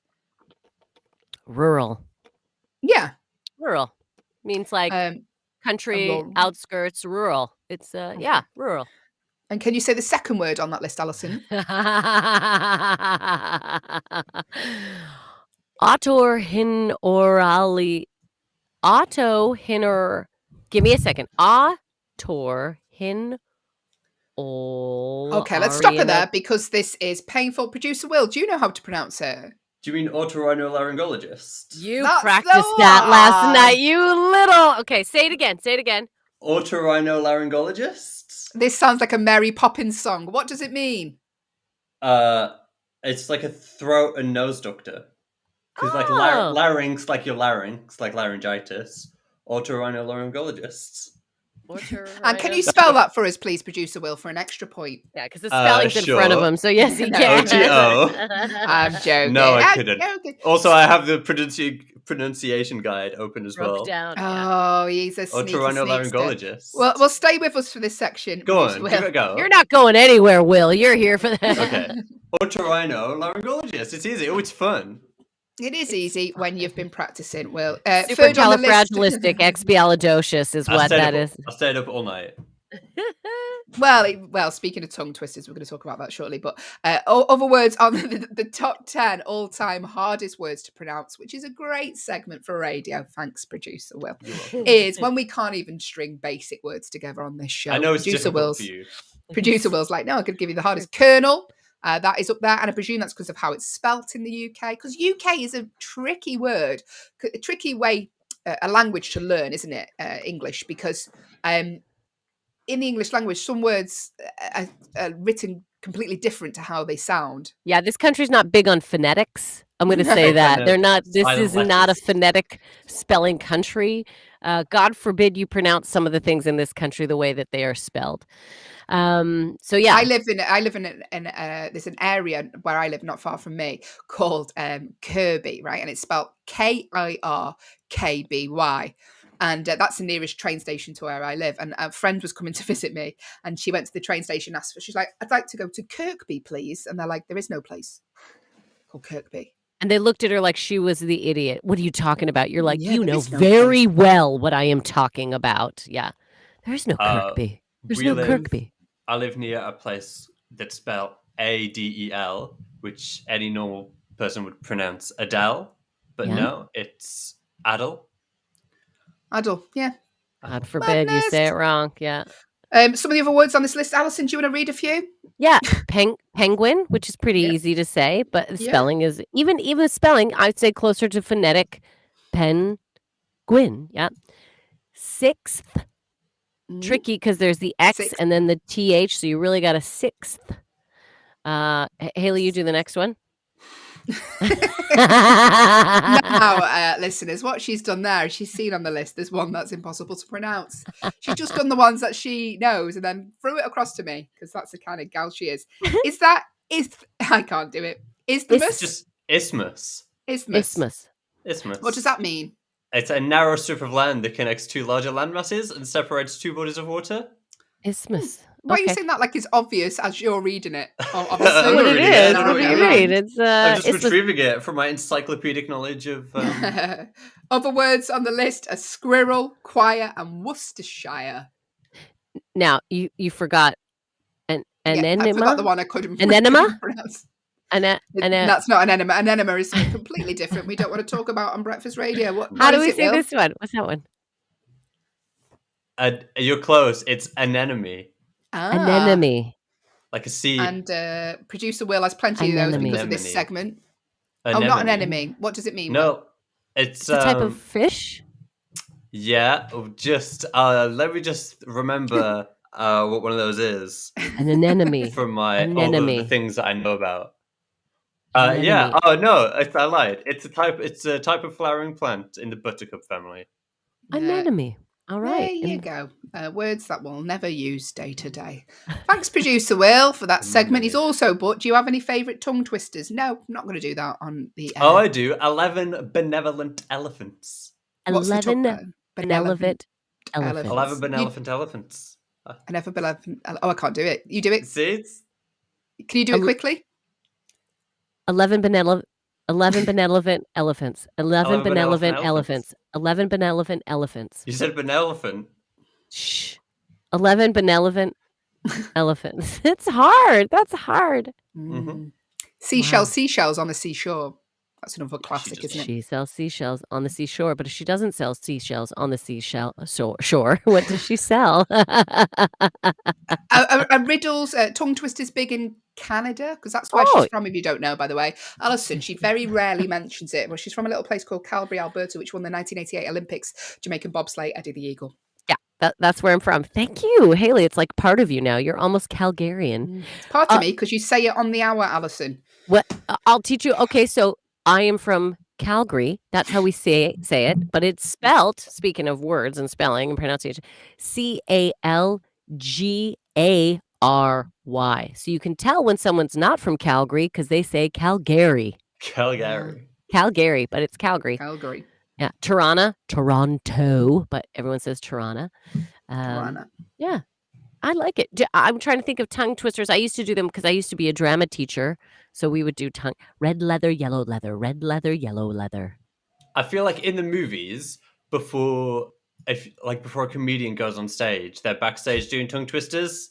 Is that not accurate? No, I tell you what comedians do backstage. I don't think I want to know. Is it appropriate, Hayley? They talk about other comedians. I was going to say they complain about other comedians. That's our warm up. All right. That's a warm up done.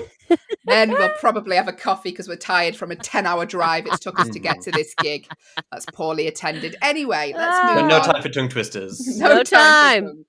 There was a comic we used to work with, I'll tell you off air, Allyson, who used to do full yoga workouts before, because he was a physical act. So he used to do the salutation to the sun before he went on, and you'd be in a tiny dressing room and his arms would be coming up doing this bend and things. But he was very physical act. But there you go. No, me and Allyson don't warm up whatsoever because we don't move. Thanks, producer Will. Thank you, Will. Welcome to the Hayley and Allyson show. If you have just joined us, we have shows here all day on Backchannel, so it's not just about us. You can stick around because coming up after ourselves here is Liv Harris with her show Live Every Day. She's here 8 till 9. Producer Will is back with Kate Cocker on their show 9 till 10. At 12 till 2, it's the Anthony Davis show. And at 2 till 4, it's your pal Hal with Hal Rudnick. Stick around because Backchannel is the only place you can listen listen, watch, and interact with us, your hosts, via your device.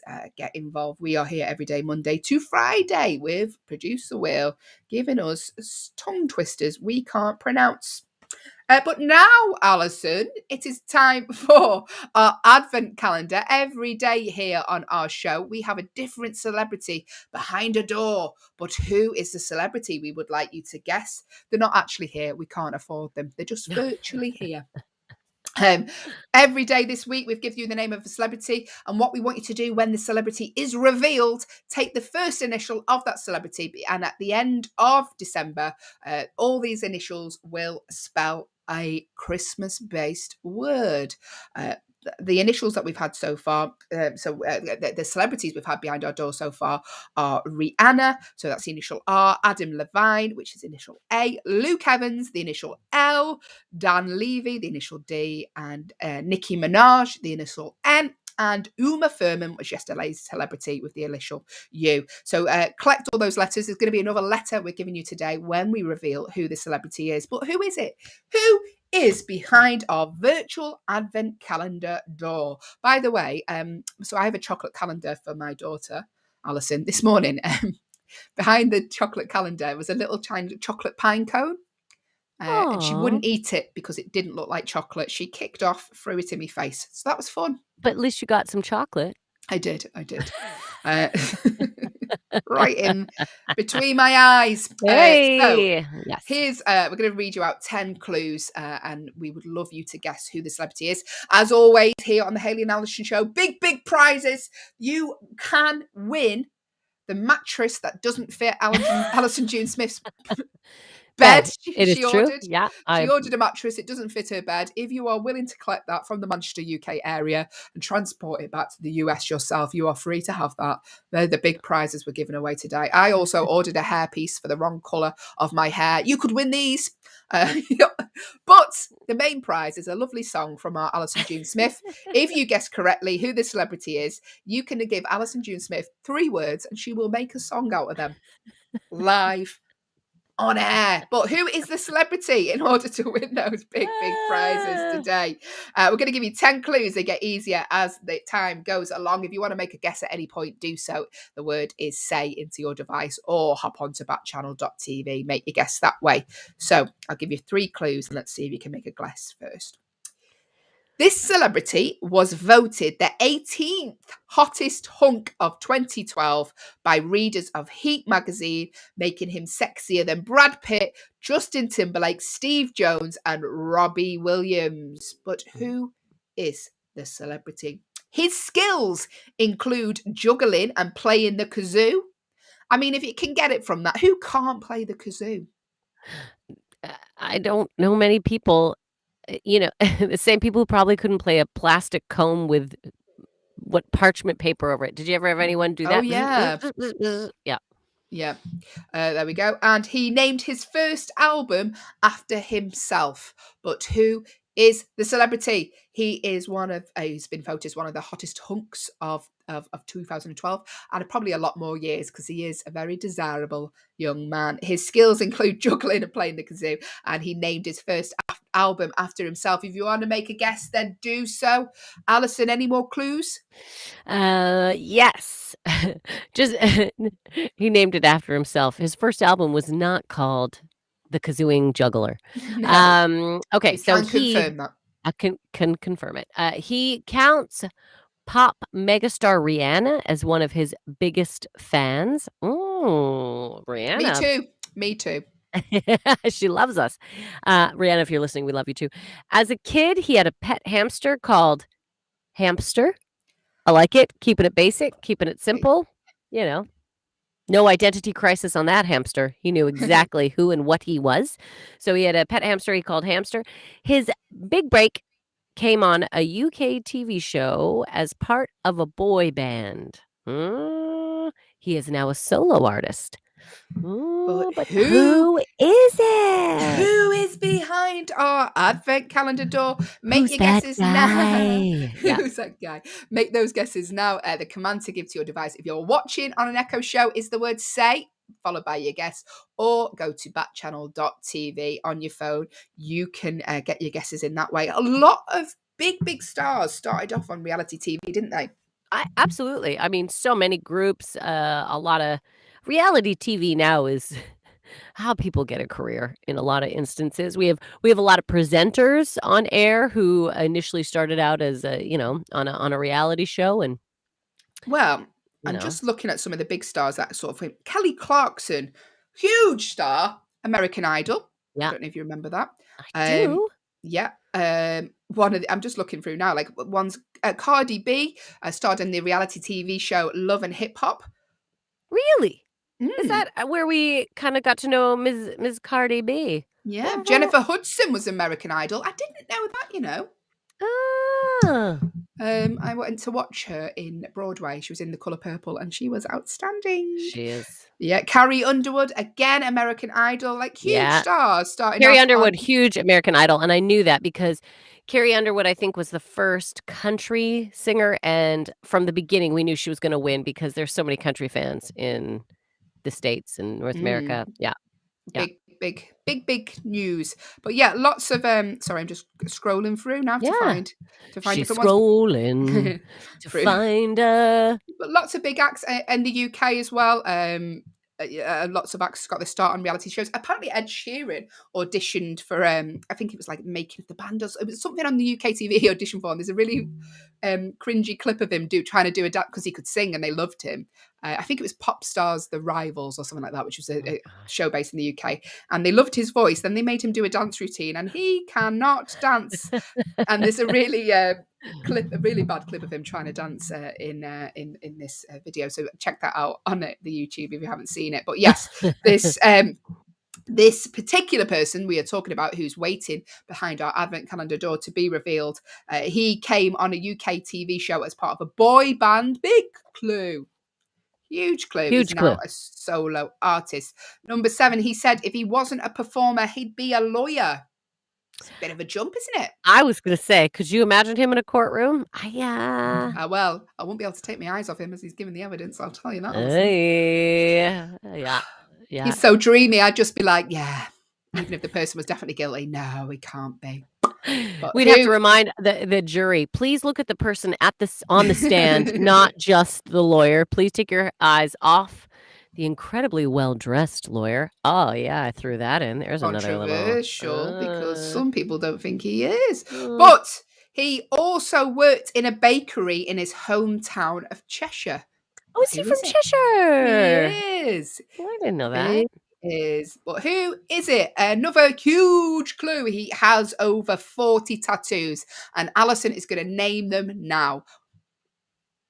Allyson? Fish, bird, some sort of Chinese symbol, Not far off. hieroglyphics. No, they're not any of them. But this particular celebrity, Simon Cowell. Big one, big clue. Hey. I bet you there is someone with a tattoo of Simon Cowell. You can guarantee it. Oh, there's probably a bunch of people that have a Simon Cowell tattoo. Or some people Including went in. Simon Cowell. They went in for a Simon Cowell tattoo and they walked away with I don't know. I'm trying to think of someone who does not look like Simon Cowell. Oh, here we go. Will, do you have a Simon Cowell tattoo? Yes, I do. Do you want to see it? No. I've got more facts about. I googled. Oh wait, I almost said this person's name. I know you did, and I was like, "Is he going to give away?" Yeah. It's only happened once on the show. I think that somebody said the person's name. All right, it was me. Fine. It was. I googled this person's tattoo. Yeah. This claims that they have. I'm being so careful. 52. You said birds off the bat, which is right. Apparently, he has 2 swallows on his chest. Yeah. Up here. I won't go through all 52. He has a rose. He has handshake, all kinds of nonsense. Handshake? Did you say a handshake? Mm-hmm. Yeah, it's called the old handshake tattoo. Okay. It's on his left bicep. If you're interested. So next Hey, time you're up close and personal with this person, you can say hi. You can show me your left bicep. Well, speaking of saying. tattoos, actually, not related to this particular celebrity, and this isn't the celebrity, but Brooklyn Beckham has got his girlfriend's eyes tattooed. His girlfriend's fiance's eyes tattooed on the back of his neck. Have you seen that? That's Yeah, I not a did good see that. idea. We talked about it's weird. What if you break up with them? No, Ugh, no. and their eyes are there. You'd have to put sunglasses over, wouldn't you? Yeah. Mm. Is that Anyway. do you think he was going with eyes in the back of my head, but they couldn't tattoo his head, so he's like eyes in the back of my neck? Is that what he No. was? Maybe. Maybe, Allyson. I can Thanks, always feel producer. her eyes on me. No, she's Where do but he's you got going? like he's got lots of he's got her name, he's got her mum's name on his arm, I think. Anyway, Oh. moving on from Brooklyn Beckham. Who is this celebrity? Get your guesses in. Thanks. Any other? producer Wait, Will. before you go, producer Will. Oh no, Oh, he's gone. He's gone. No, it's okay. I'm He's here. gone. What other tattoos? I am just curious. So I'm not trying to this- fill time. How dare you say that? What other No, I tattoos believe does you. this star have? Okay, so this person and his band were on the Late Late Show with James Corden, Yeah. and this person like drew the short straw, I guess. So now he has Late Late, like the Late Late logo, tattooed somewhere. I'm not sure where on his body, Okay. Well, late. is an unfortunate one. Not know that, producer Like Will. a giant anatomically correct heart. I think he has on his arms. Loads of rubbish ones. Loads of rubbish. Loads ones. of nonsense. Subjective, producer Will. Don't be so Were we talking judgmental. about ice gems the other day? We Was that were. us? Yeah. He has an ice gem tattoo, like all the way up here on his Oh, arm. okay. Who is the celebrity? Would you like to make a guess? Who is the celebrity behind our advent calendar door today? He was in a boy band in the UK, but now he's a solo artist. He has over 52 tattoos, according to producer Will, who's just named a lot of them. He used to work in a bakery in his hometown of Cheshire. But who is the celebrity? If you are watching us on an Echo show, the command to give to your device is your device's name, followed by the word say, followed by your guess. If you are listening on an audio-only Echo, hop on to backchannel.tv. You can type your answer in there. You could win the chance for our lovely Allyson to give you a song at the end of this segment. And you can give her words to put in the song, however you want it. She will do it for you. I just like to make things difficult for her at the end of the show. The command to give to your device, get in touch now, is the word say, followed by your guess. Who is the celebrity? He was on the cover of Vogue's December 2020 issue. But who is it? It's quite a fashion icon now. People are saying he has a touch of the David Bowies around about him in regards to fashion. He's also in films as well. He is a very easy on the eye young man. But who is it? Who's behind our advent calendar door? He's very stylish. I had to. Oh, Allyson just told you. I mean, get it. Listen, just someone make a guess now. She's told you the surname. I would say yeah. his first name is similar to someone who's married to Meghan Markle. What's his first name? Allyson, have you disappeared? No, I did. You thought I was frozen because I thought I didn't know if you want me to hear. Oh, no. Hey, who is a celebrity? Get your guesses in to win that song. We'll give you 10 seconds. Then we will reveal who the celebrity is. Like I say, if you want to make a guess, dead easy. If you are watching us on an Echo show, the command to give is the word say. You say the name of your device. We can't say her because she goes mad in other people's houses. The name of your device, followed by the word say, followed by your guess, or go to backchannel.tv. You can type your guess in there.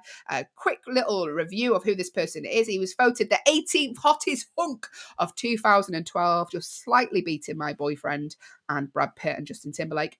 His skills include juggling and playing the kazoo. He was in a boy band on a UK TV show, but now he's a solo artist. He has over 40 tattoos, and he was on the cover of Vogue's December 2020 issue. And as Allyson said, he's very stylish. Who is it? We can tell you. Let's reveal, Allyson. All right. Who's behind our advent calendar door? Who is behind our day 7 advent calendar door? Well, it is the very talented and stylish Harry Styles, everyone. Harry Styles. Someone just got in touch via their back channel device saying they want to sing I mean, you can sing, but Allyson is going to do that for you because it would be difficult to do No that one via won, your though. device. Nobody won Well, today. no, listen, the person who wants to sing, let Allyson do it for you. What would you like? Give her a topic you'd like Allyson to sing about. Just say to your device what you would like Allyson to sing a song about, and she will do that for you. You've got 5 seconds. And then Allyson will write a song based on that. Thank you for taking part if you have done today. Like this person who's saying they want to sing. The command to give to your device is the word say, followed by whatever you would like to tell us this morning. Within reason, we're a breakfast show here till 8 a.m. Liv Harrison is coming up next with her show Live Every Day. The show's here all day, though, on Backchannel. The command, like as always, if you want to get in touch, is the word say. You can interact with shows all day here. Liv is next, followed by Will. Our producer Will is back with the wonderful Kate Cocker. The Anthony Davis show is here 12 till 2, and at 2 till 4, Hal Rudnick is here with your pal Hal. But now, Allyson, it's the end of that segment. No one won the prize, but we're going to make you sing a song anyway. So we're going to give Allyson 4 words, and she has to make them into a song. Oh, here we go. Toby Keith has got in touch, and he said, "I want you to sing Toby Keith." So there's 2 words for you, Allyson. Toby Keith. Well, 1 word. That counts as 2. That counts as 2. Okay. Yeah, Toby Keith. Allyson. Producer Will, do you have a word for Allyson you'd like her to get in the song? I think it needs to be a Christmas word, and today's Christmas word is mistletoe. There we go. So you've got Toby Keith, mistletoe, and horse from me. Okay, so Toby Keith, mistletoe, and horse. Okay. There we go. So we're just going to give Allyson an unreasonable amount of short time to create that song. While we do, producer Will, what are you up to for the rest of the day? It's Thursday. Oh my god, it's Thursday. I've got a break, and then me and Kate Cocker will be back. You'll know Kate from the Everyday Positivity podcast. So we're back with good news. We're going to be talking about today's episode of Everyday Positivity, which is all about how not to make drama in your life. And because at the end of the year, we're going to be talking about what we call the Wheel of Life, which is a way to kind of reflect on your year and how your life is going. So loads to look forward to there. And then, I don't know, I'm just going to be planning tomorrow's show. I'm dead hungry, so I'm going to have lunch. I got a wrap I made yesterday. It's all going to, it's an exciting life. You literally give me the full rundown. I'll probably close my eyes and have a blink at some point in the day. Allyson, are you nearly prepped? Almost. Give me 2 more seconds.